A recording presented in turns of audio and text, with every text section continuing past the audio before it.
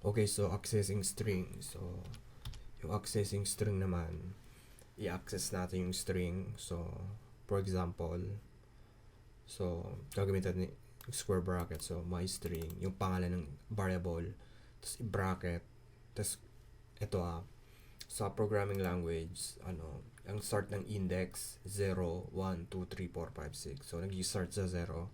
So, may ibang programming language na nag-start sa 1. So, sa C#, nag-start sa 0. So, nakalimutan ko ng language yung nag-start sa 1 na index. So, wala silang 0. So, nag-start siya ng 0.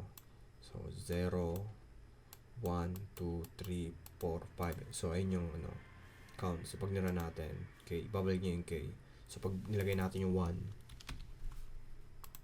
babalik niya A. So, ayun yun.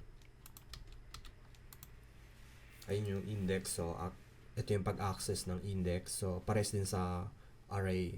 Hindi pa natin natatakal yung array. So, yung sa array, ang index ng start ay 0. So, ito yung ang tutorial na to para natin malaman yung access natin yung string. So, yung start ay 0. Yung sabihin siya yung unang natin. Index. So, ayun lang. Maikli lang yung tutorial na to. So, doon na tayo sa next tutorial na sa Boolean.